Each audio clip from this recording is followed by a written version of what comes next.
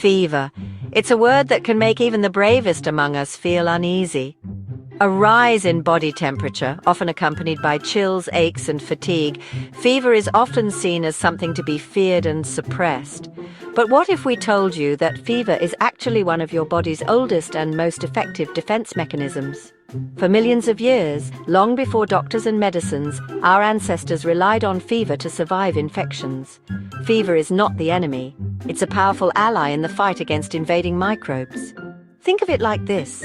Your body is like a fortress, and your immune system is the army that protects it.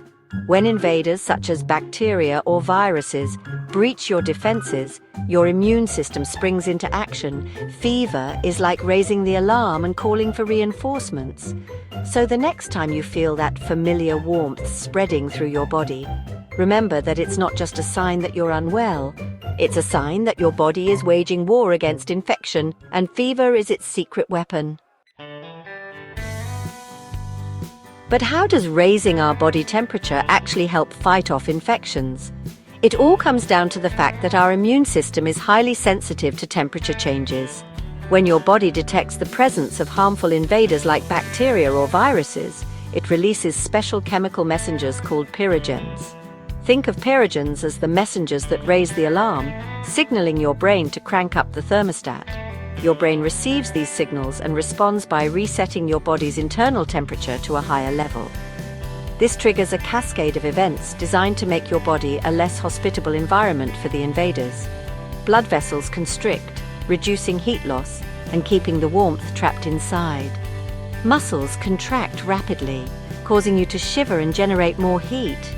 All these mechanisms work together to raise your core temperature, creating an environment that is less than ideal for the invading microbes. Now let's delve into the microscopic world of your immune system and see how fever empowers your body's defenses at a cellular level. Your immune system is a complex network of cells and proteins that work together to protect you from harm. Among these defenders are neutrophils, macrophages, dendritic cells, and natural killer cells, all of which play crucial roles in fighting off infections.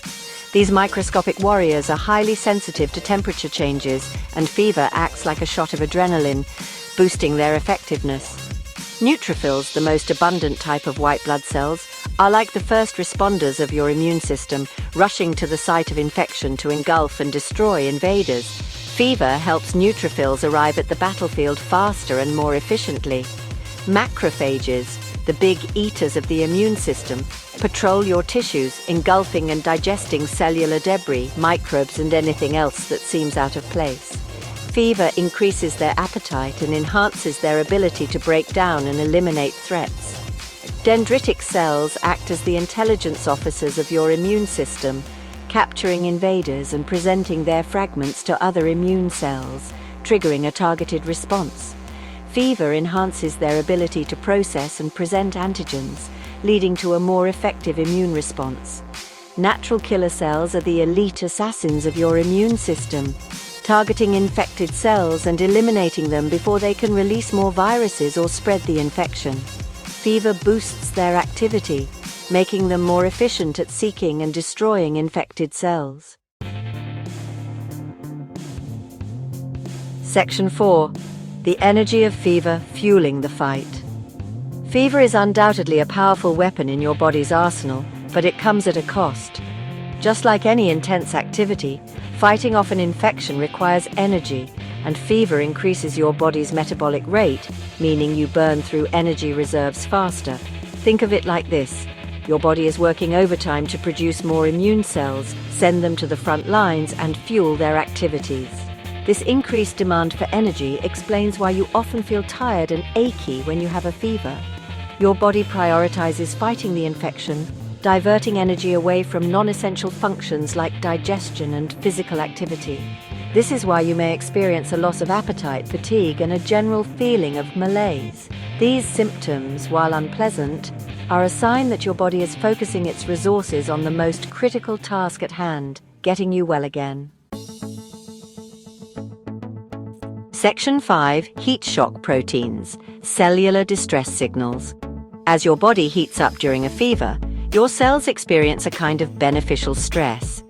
This stress triggers the production of special proteins called heat shock proteins, or HSPs, which play a crucial role in protecting your cells from damage and aiding in recovery. Think of HSPs as cellular repair crews. When a cell is stressed by heat, infection, or other factors, HSPs are produced to help repair damaged proteins, prevent further damage, and ensure the cell's survival. They act as molecular chaperones, helping other proteins fold correctly and maintain their shape, which is essential for their function. Interestingly, HSPs also play a role in boosting your immune response. High levels of HSPs on the surface of infected cells can act as a danger signal, alerting natural killer cells to the presence of a threat and marking the infected cells for elimination. Section 6. Fever suppression, weighing the risks and benefits. In today's world, where we have access to a wide array of over-the-counter medications, it's tempting to reach for a fever reducer at the first sign of a temperature spike. Medications like acetaminophen and ibuprofen can effectively lower fever, providing much-needed relief from discomfort. However, it's essential to remember that fever is not inherently bad. In fact, suppressing fever might interfere with the body's natural defense mechanisms, potentially prolonging the illness. While fever reducers can make you more comfortable, they might also give the invading microbes a slight advantage, allowing them to multiply and spread more easily. It's a bit like calling off the reinforcements just as the battle is heating up. Of course, not all fevers are created equal. High fevers, especially in young children and individuals with underlying health conditions, can be dangerous and require medical attention. Section 7. Fever, a balancing act. So, how do we strike a balance between letting fever run its course and managing discomfort? The answer is not always straightforward and depends on various factors, including the individual's age, overall health, and the severity of the infection. For otherwise healthy adults, allowing a mild to moderate fever to run its course might be beneficial, as it allows the body's natural defenses to work optimally. However, it's crucial to stay hydrated, rest, and monitor your symptoms closely.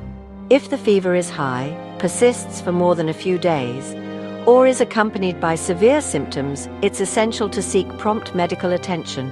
Ultimately, the decision of whether or not to suppress a fever is best made in consultation with a healthcare professional who can assess the individual's situation and provide personalized advice. Remember, fever is a complex physiological response with both risks and benefits. Understanding the science behind fever can help you make informed decisions about managing your health and seeking appropriate medical care when needed.